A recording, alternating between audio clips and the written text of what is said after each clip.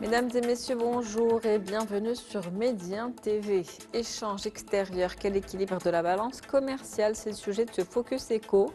Au niveau des exportations, plusieurs secteurs clés tirent aujourd'hui l'économie marocaine, tels que l'industrie automobile, aéronautique, les phosphates, une économie qui continue tout de même à souffrir du déficit de la balance commerciale, un déficit qui s'est creusé en 2024 à 306 milliards de dirhams. Après un record historique en 2022 à 308,8 milliards, malgré la diversification et la montée en valeur de l'offre Maroc à l'export, la balance commerciale reste le grand corps malade des échanges extérieurs du royaume. Comment aller vers un équilibre des échanges commerciaux? On en parle avec Mohamed Benjelloun. Vous êtes consultant et expert au sein de l'Agence marocaine de développement des investissements et des exportations. C'est un plaisir de vous avoir avec nous aujourd'hui. Le plaisir est partagé. Merci pour l'invitation. Bonjour aux téléspectateurs. Alors, si on devait parler et faire un état des lieux des exportations au Maroc en chiffres, qu'est-ce que ça donnerait? Écoutez, si on parle des exportations, l'année 2024 a été plutôt bonne. Elle a culminé à 455 milliards de dirhams d'exportation de biens, ce qui est un record historique, et à 275 milliards d'exportation de services. Alors, avec du recul, on se rend compte que pour les exportations ces dernières années, il y a eu un avant et un après Covid-19. Un avant Covid-19 où les exportations étaient en dessous de 300 milliards dirhams et un après 2020 où les exportations sont tout de suite passées à 329 milliards dirhams en 2021 et ont dépassé le palier de 400 milliards de dirhams une année après. Et en 2023, on a eu certes un petit 0,4% de croissance, mais qui s'inscrit dans un contexte mondial marqué par un recul important de 4,6% du commerce international. Et 2024 se poursuit sur une progression quand même importante de 5,8%, encore une fois dans un contexte mondial difficile où l'évolution du commerce international est estimée à 2% d'après la CNUSED. Justement, vous facilitez ma transition. Si on devait analyser un petit peu l'évolution des échanges extérieurs du Maroc sur cette dernière décennie. Alors, sur la dernière décennie, on distingue trois tendances majeures de nos exportations. La première, c'est qu'elles ont évolué à 8,6% en valeur moyenne annuelle, ce qui est énorme. C'est énorme, il n'y a rien qu'à la comparer à l'évolution du commerce mondial qui a évolué à un rythme de 4,6% en valeur annuelle moyenne. Donc c'est presque le double. La deuxième tendance majeure, c'est que 85% de ces exportations sont constituées de produits industriels, de produits manufacturés, dont une grande partie sont à forte valeur ajoutée. Et la troisième tendance majeure, c'est que près de 80% de ces exportations ont été réalisées sur des marchés de pays avec lesquels nous avons des accords de libre-échange. Et ce n'est pas anodin, puisque au niveau mondial, cette tendance d'accords commerciaux régionaux nouveaux qui sont en train de négocier s'accélère. En 2005, à titre d'illustration, on en avait 135 accords commerciaux régionaux. En 2015, le nombre a plus que doublé pour passer à 273. Et en 2025, aujourd'hui, on est, selon l'Organisation mondiale du commerce, à plus de 373 accords commerciaux régionaux. Alors, en termes de secteurs, on peut distinguer trois grandes catégories de secteurs. La première catégorie est constituée de secteurs qui ont évolué en valeur moyenne annuelle entre 13 et 15% par an, ce qui est énorme. Ça veut dire que pour ces secteurs-là, le chiffre d'affaires à l'export a été multiplié par 3 en une décennie. Et là, on a le cas du secteur de l'automobile qui a culminé à 15,7 milliards de dollars. Celui de l'aéronautique aussi, qui a évolué à 14,8% par an et qui a atterri à 2,6 milliards de dollars en 2024. Et de l'électricité, de l'électronique, qui a culminé également à 1,8 milliard de dollars. Puis il y a les secteurs qui ont évolué de manière intermédiaire, mais qui restent beaucoup plus fortes que la croissance du commerce mondial.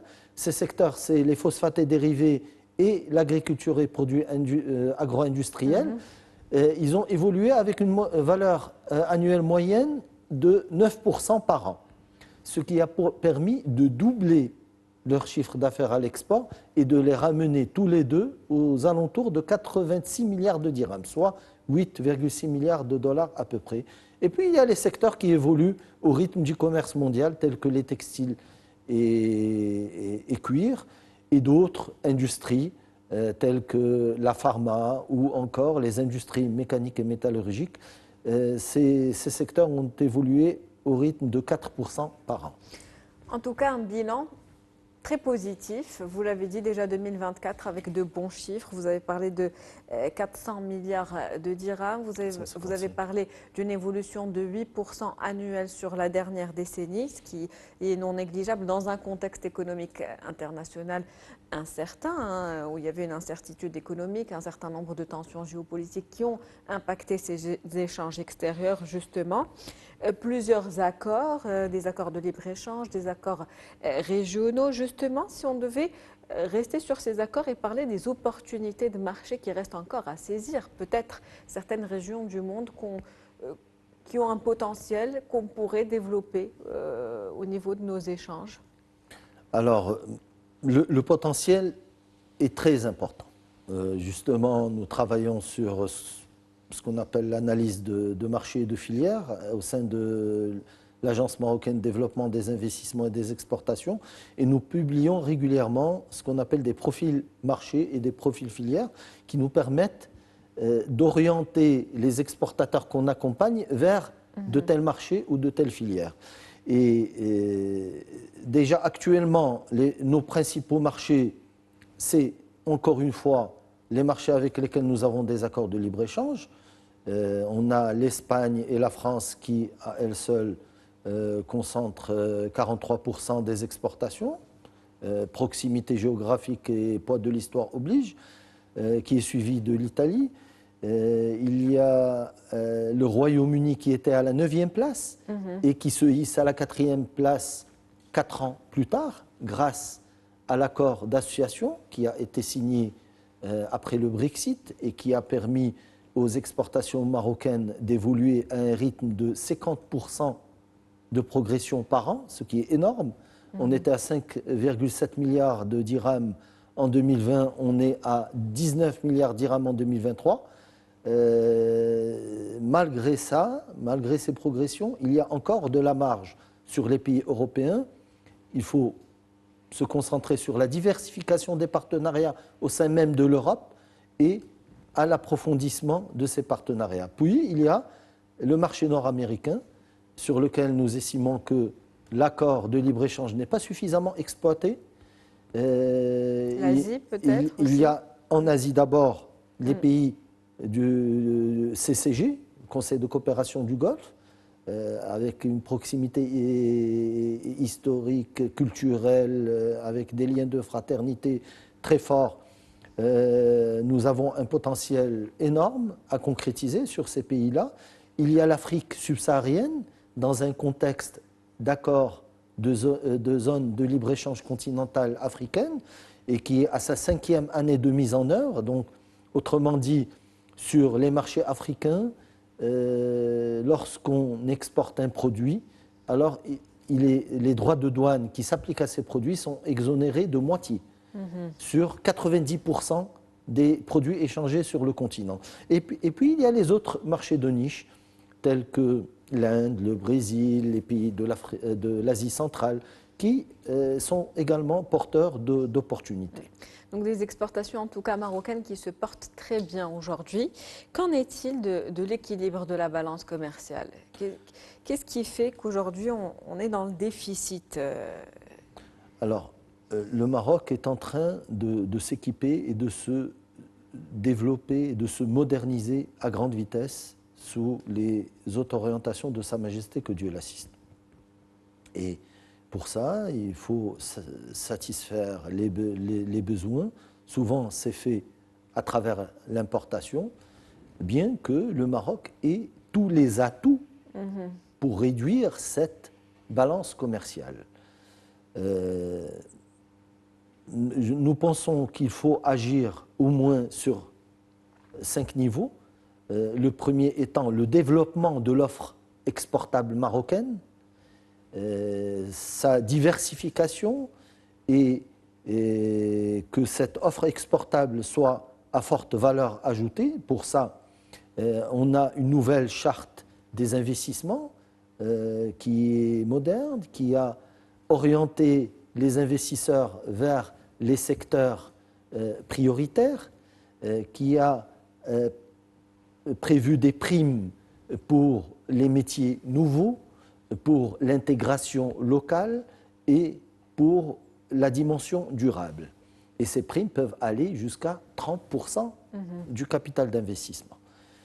Le deuxième axe est d'exploiter beaucoup plus les accords de libre-échange, sachant que le réseau des accords établis par le Maroc donne un accès préférentiel ou en exonération de droits de douane vers une centaine de pays et que ces pays totalisent plus de 2,5 milliards de consommateurs. C'est pour ça qu'à l'AMDI, on a déployé depuis le début de 2024 des cycles de séminaires qui font des focus sur les accords de libre-échange, qui font de la vulgarisation, de la sensibilisation sur les opportunités qu'ils présentent pour permettre à nos opérateurs économiques de mieux saisir ces opportunités. Il y a également l'appui à la conformité de l'offre exportable aux exigences réglementaires des marchés cibles. Il ne suffit pas d'avoir une offre, mais encore faut-il que cette offre réponde aux réglementations et aux législations des marchés ciblés. Et c'est pour ça qu'on a prévu l'appui à la certification dans le cadre d'un des programmes d'accompagnement à l'export, dédié notamment aux femmes chefs d'entreprise, qui est Export Morocco Now Women. Il y a le quatrième axe, c'est l'e-commerce. Ce canal doit être sollicité davantage par nos exportateurs. C'est pour ça qu'on assure un appui à la digitalisation et on est en train de prévoir un partenariat important avec Alibaba.com pour renforcer la visibilité de notre offre Maroc sur le net via notamment un pavillon marocain. Et puis, il y a le cinquième axe qui concerne la promotion, la prospection, le démarchage, le référencement dans les chaînes de distribution à l'étranger, la veille sur les appels d'offres comme moyen d'internationalisation de l'entreprise. Tout ça via des programmes annuels que l'AMDIE déploie au titre de programmes d'accompagnement à l'export. En tout cas, je voudrais saisir cette opportunité pour informer les entreprises marocaines que pour bénéficier de ces programmes, elles peuvent s'inscrire à guichet ouvert et qu'elles sont les bienvenues. Ce qui est une nouveauté d'ailleurs, en tout cas plusieurs actions aujourd'hui qui sont entreprises, qui sont enclenchées ou en cours pour justement aider à rééquilibrer cette balance commerciale et favoriser davantage ces exportations marocaines. Merci à vous, Monsieur Mohamed Benjelloun, pour cette analyse et ce décryptage. Je rappelle que vous êtes consultant, expert au sein de l'Agence marocaine de développement des investissements et des exportations. C'était un plaisir. C'était un plaisir également, un plaisir partagé. C'est la fin de Focus Eco pour aujourd'hui. On se retrouve demain avec un nouvel invité, nouveau sujet. Très bonne journée. Merci pour votre fidélité.